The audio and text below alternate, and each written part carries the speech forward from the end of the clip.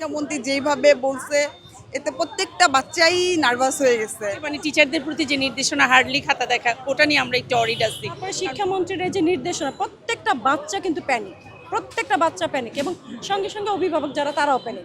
একটা restriction create করা হচ্ছে।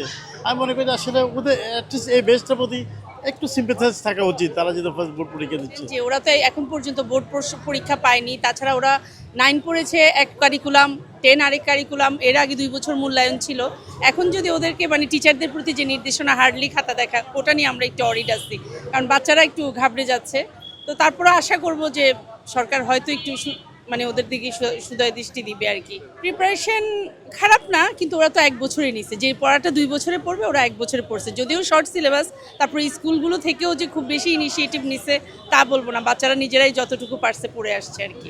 আসলে শিক্ষার্থীরা অনেক আগে থেকে অনেক আতঙ্কই ছিল। শিক্ষামন্ত্রী যেইভাবে বলছে এতে প্রত্যেকটা বাচ্চাই নার্ভাস হয়ে গেছে। অনেক বাচ্চারা দেখা গেছে যে প্যানিক অ্যাটাক করতেছে। এই অবস্থায় এতটা প্রেশার না দিলেও পারতো, বাচ্চাদের অনেক রিল্যাক্সে রাখলে ওরা পরীক্ষাটাও ভালো দিতে পারতো। শর্ট সিলেবাস ঠিক আছে, তারপরে ওরা কিন্তু একে একে এখানে 3টা সরকার পেল, যার কারণে ওরা আসলে কোনোভাবে বুঝে উঠতে পারতেছিল না যে আসলে কি করবে, পরীক্ষা হলে কি হবে। সব মিলায় বাচ্চারা একটু নার্ভাস। এইবার যে পরীক্ষার যে ব্যবস্থাটা, কারণ এই বাচ্চারা সবচেয়ে বেশি লুজার।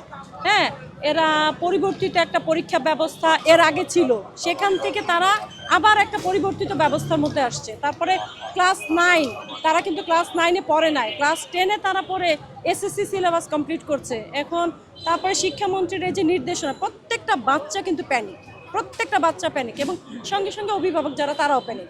কারণ একটা বাচ্চা যখন পরীক্ষা দিবে তাকে আসলে এইটুকু সান্ত্বনা দেওয়া দরকার যে তুমি পরীক্ষা দাও, যা যা বিষয় আছে সেগুলো তো টিচাররা তাদেরকে বুঝাই বলে, এই জিনিসগুলো করা যাবে না, এই জিনিসগুলো করবে না, এটা বাচ্চাদেরকে বুঝাই বলা হয়। কিন্তু এত ফলাও করে বলার ফলে বাচ্চারা যে পরিমাণ আতঙ্কিত, এইটা আসলে না হইলেও পারত। কি একটা বাচ্চা যে স্মুথলি পরীক্ষা দেওয়ার কথা ছিল সেটা সে পারলো না, সেইটার থেকে সে সরে আসলো, তার মধ্যে আতঙ্ক কাজ করতেছে। এই বিষয়টা আসলে এত ফলাও না করলেও পারত। মানবিকতার দিক থেকে হলেও ওদের জন্য সহানুভূতিমূলক কথাবার্তা আচরণ আসলে করা উচিত ছিল। তো বাচ্চারা আসলে ওনাকে হেলিকপ্টার মন্ত্রী বলে ভয় পাচ্ছে। আসলে উনি যাতায়াত করতেন হেলিকপ্টারে, বা প্রথম দিন সংসদের অধিবেশনের সময় উনি একটু দৌড়ে গিয়ে সংসদে প্রবেশ করেছিলেন। এই বিষয়টিকে কেন্দ্র করে বাচ্চারা একটু ভয় পাচ্ছিল যে এই শিক্ষামন্ত্রী একটু কড়াকড়ি তো বাচ্চাদের মঙ্গলের জন্য, কারণ উনি কখনোই চান না যে একটা বাচ্চা নকল করে, চুরি করে, দেখাদেখি করে লেখুক, তার মেধার বিকাশটা যেন না ঘটে, এরকমটা চাচ্ছেন না। কারণ আপনি দেখেছেন বিগত দিনের যারা শিক্ষামন্ত্রী ছিল, যে দীপুমণি, এরা শিক্ষার ব্যবস্থাকে কতটা নিচে নামিয়ে আনছে।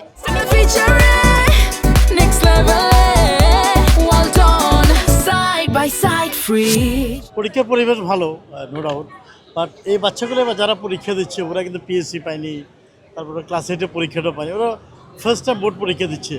তো এদের উপরে যদি শর্ট সিলেবাস দিচ্ছে, আমাদের একটু এদিকে একটু রিল্যাক্সে থাকা উচিত। রেদার যেটা বলছে যে একটু হার্ড করে পরীক্ষা কাটা দেখা হবে, বিভিন্ন কিছু এদের প্রতি একটা রেস্ট্রিকশন ক্রিয়েট করা হচ্ছে।